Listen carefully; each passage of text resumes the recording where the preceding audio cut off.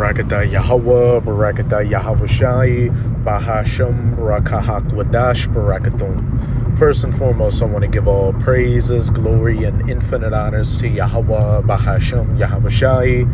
Double honors to the apostles and elders, a great millstone who ruled and teach well. In peace and salutations to you sincere Akim out there, pushing this word in truth and sincerity to the four corners of the globe. May you brothers endure unto the end. This is the brother Ra'aya coming at you with another lesson, and I'll be reading from an article on straitstimes.com titled, Russia Remains a Loyal Friend and Reliable Partner to Iran, says Putin. And hey, you know, with this whole U.S.-Israeli war with Iran, you know, it's going to continue to escalate. And the major players in biblical prophecy, which one of them being Russia, is going to get further involved in this conflict until, you know, it's outright war between, you know, Russia, Iran, and their other allies against the U.S., you know, the state of Israel, and the NATO nations before they eventually turn against, you know, the U.S. and Israel and ally themselves with Russia. But it's beautiful, you know, when we see articles like this come out, because this is everything our apostles and elders have been preaching, you know, for decades, finally coming to pass.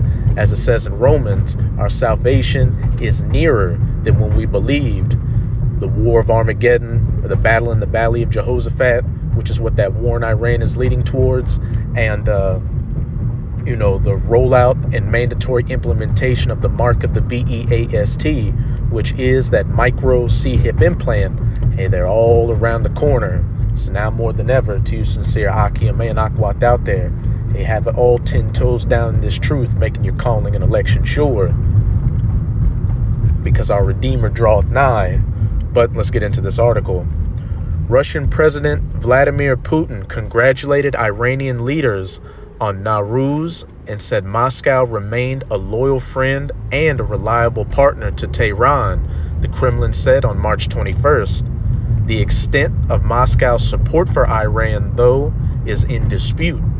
Some Iranian sources have said that they have had little help from Moscow in the biggest crisis for Iran since the U.S.-backed Shah was toppled in the 1979 revolution.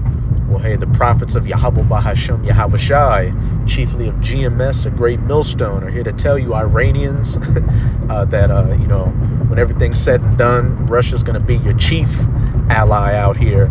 And, you know, just like how Ukraine has been having a lot of Western, you know, European NATO nations and the U.S. support them against Russia, and a lot of that info hasn't been coming out. Think about it the same way with Iran. They've got the Russians and the Chinese, you know, supporting them behind the scenes, but they're never going to tell you the full scope, you know, of that relationship.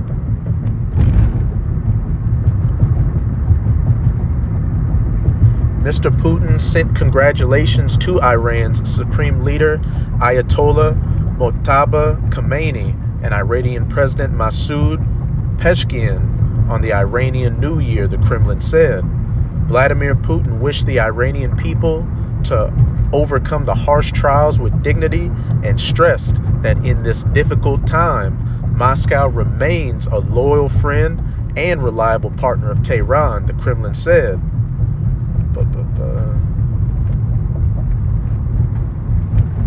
I'll read this last paragraph.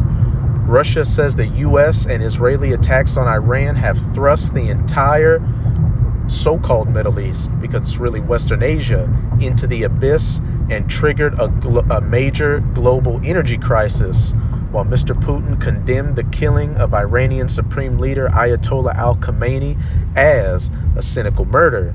And hey, this is Jeremiah 49, verse 20. The least of the flock shall draw them out. The least of the flock being those 1948ers, you know, drawing out who? The United States of America and other NATO nations in on their side, but also on the side of Iran, Russia, China, and her allies, to ultimately, you know, culminate into the war of Armageddon, the battle in the valley of Jehoshaphat in Joel chapter 3. But that's it with this article. Now, let's get to some prophecies showing that, hey, Iran is ultimately going to see Russia's full-fledged support. This is Ezekiel chapter 38. I'm going to start at verse 1. In the header, in the blue letter reads, prophesy about Gog and the future invasion of Israel.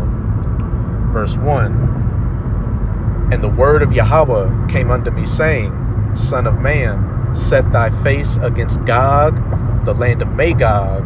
And Gog is the biblical name for Russia, the chief prince of Meshech and Tubal, and prophesy against him, and say, Thus saith the Lord Yahweh, Behold, I am against thee, O Gog, the chief prince of Meshech and Tubal, because while Yahweh Bahashem Yahushua is going to use Russia as a major part of prophecy to take down, the United States of America and the land of Israel, they're still heathens. They're still Edomites themselves at the end of the day. So like a burner gun, once it gets used, Yahweh Bahashem Yahushua is going to toss you Russians away just like these other nations. And then the true rulers, the true people who've got next are going to step onto the scene. The children of Israel, so-called Negroes, Latinos, and Native Americans, beginning with the elect, who are going to rule in the eternal kingdom of heaven. Verse 4, and I will turn thee back and put hooks into thy jaws. And that's Yahweh Bahashem Yahushai putting that old confrontational Soviet Union spirit back onto those Russian Edomites, which we can clearly see, with their war in Ukraine and, helping with the BRICS to create an alternative financial and economic system to, the Western powers. And I will bring thee forth in all thine army, horses and horsemen, all of them clothed with all sorts of armor, their military assets, soldiers, fighter jets, tanks, artillery pieces, helicopters, even a great company with bucklers and shields, all of them handling swords, down into the valley of Jehoshaphat. Verse 5, here's the main points I wanted to get to. Persia, which is the ancient name for Iran, Ethiopia, and Libya with them, all of them with shield and helmet. Gomer, which is speaking of Turkey, and all his bands.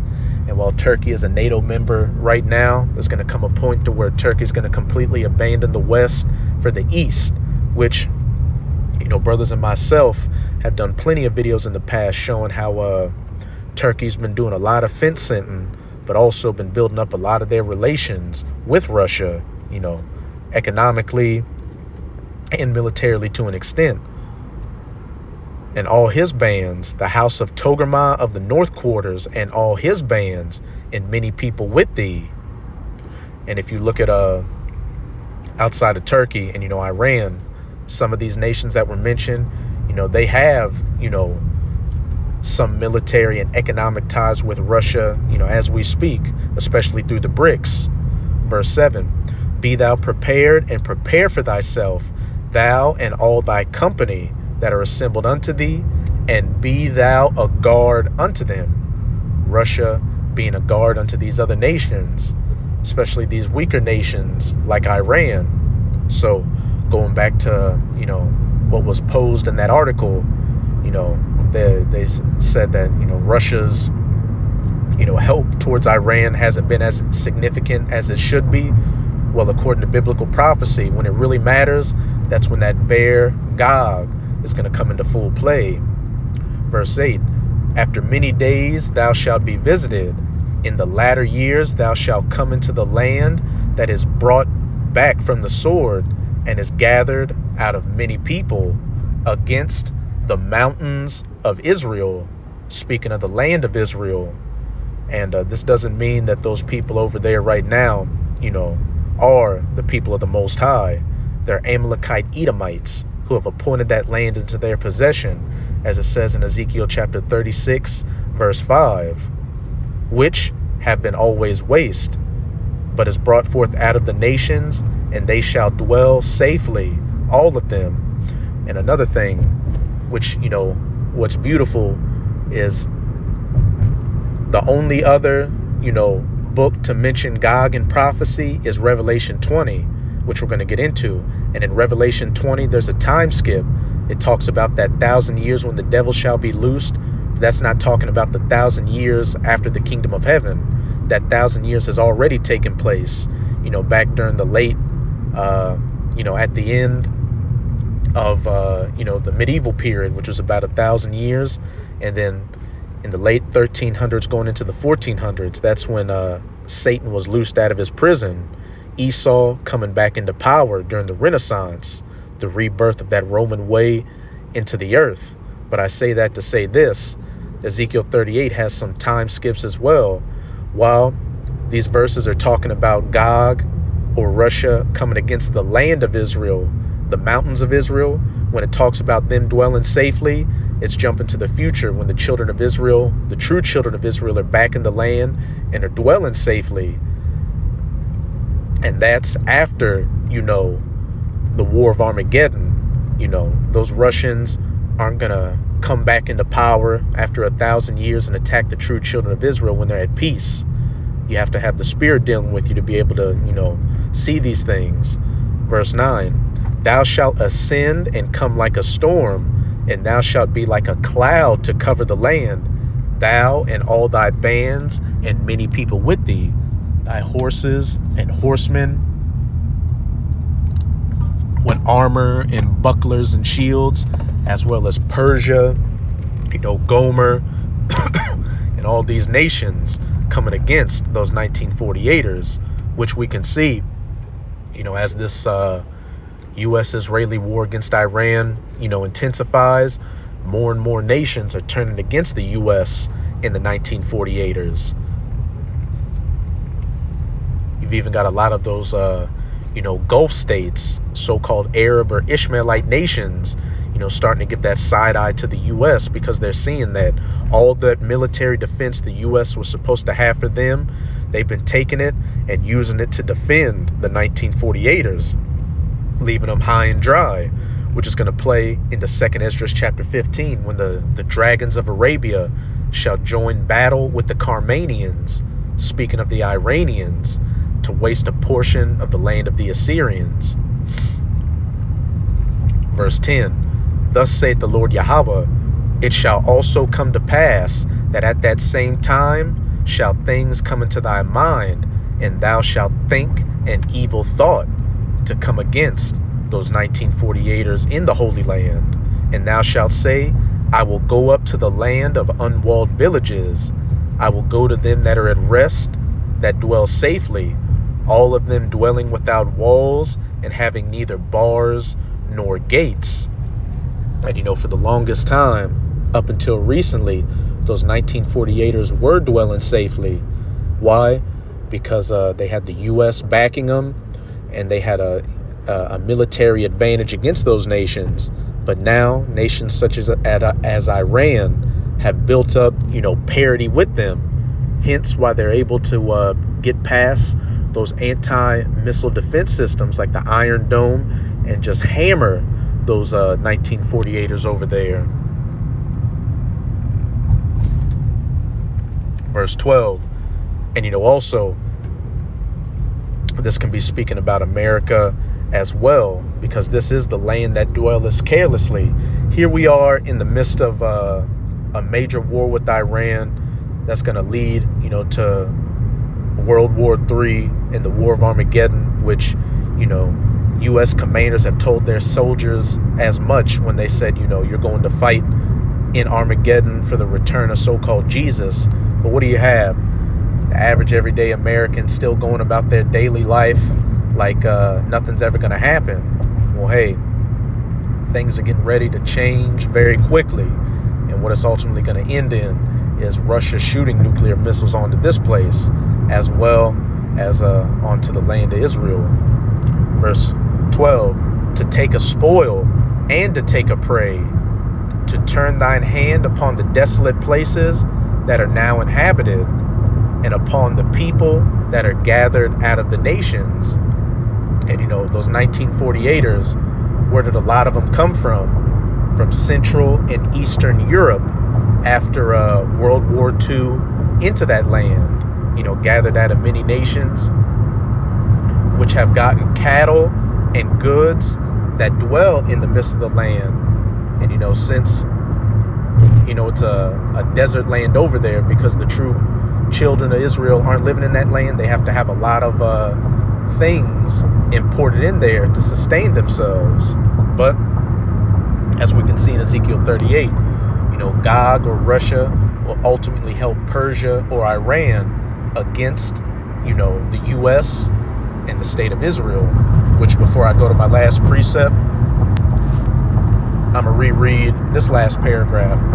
Russia says the U.S. and Israeli attacks on Iran have thrust the entire Middle East into the abyss and triggered a major global energy crisis. That's the point. Russia is saying that the U.S. and Israel have thrust the Middle East into an abyss, and it's going to continue to escalate until Russia enters into the fray, as well as these other major nations. But this is Revelation Revelation chapter 20, verse 7. And when the 1,000 years are expired, Satan shall be loosed out of his prison.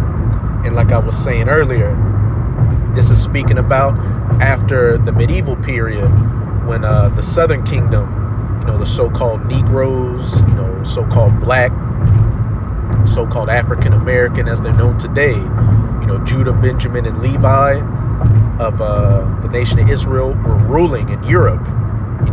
Those knights, those kings and queens, the Moors, all those things. Around the late 1300s, going into the 1400s, Esau started coming back into power, again with the Renaissance, the rebirth, 1492, Columbus sailed the ocean blue, and here we are today. Verse 8, and shall go and deceive the nations which are in the four quarters of the earth, which is exactly what Esau has done, especially in regards to who the children of Israel are. Those Amalekite Edomites setting themselves up and showing the true images of the Most High and his Son, instead of having the appearance of dark-skinned Negroes with woolly beards and afros, as well as the angels. They make them look like so-called white men, white women, blonde hair, blue eyes, brown eyes, saying the name of the Most High is God, which his true name is Yahweh, while they say his son's name is Jesus or Earth Pig, which his true name is Yahweh. And then, just Esau using his pseudosciences and philosophies and, technology out here to deceive the people into thinking that the Bible's a fairy tale book. And shall go out to deceive the nations which are in the four quarters of the earth, Gog and Magog, Russia, to gather them together to battle. The least of the flock shall draw them out into the valley of Jehoshaphat. Remember, in that last paragraph, Russia, says that the U.S. and Israel have thrown the Middle East into an abyss to gather them to battle. The War of Armageddon, the battle in the valley of Jehoshaphat, the number of whom is as the sand of the sea. And remember in Ezekiel, it compared him to like a storm coming in, and him and all those nations under him.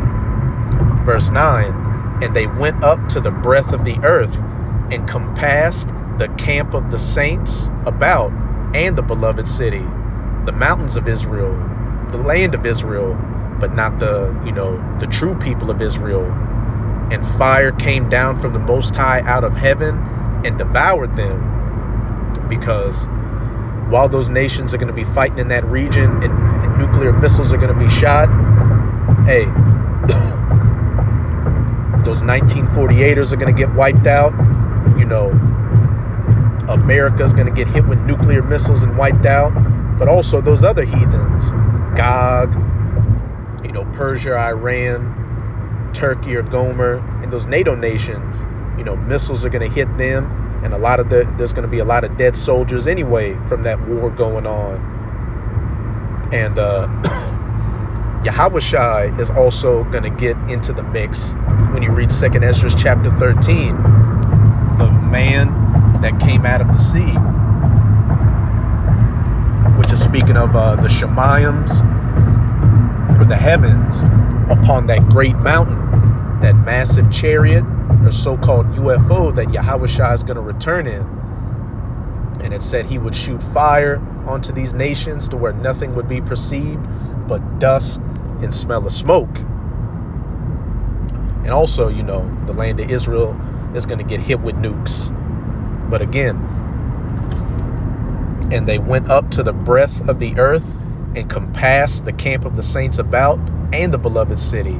And fire came down from the Most High out of heaven and devoured them. Those Russians aren't going to be exempt either. Back in Ezekiel chapter 38, behold, I am against thee, O Gog. The Most High is going to use Russia to come against those 1948ers in America to fulfill prophecy, but then the Lord's going to fulfill prophecy on him and make a great slaughter for his host as well. But that's it with this video. With this video, I hope you sincere Akim and Akwath were edified. Just keep strong. As we can clearly see, we are almost out of this final wicked captivity of the heathen nations, chiefly of the Edomites. And as always, I'm going to say Abad Babal, Kwam Yasharala, and until next time, Shalom.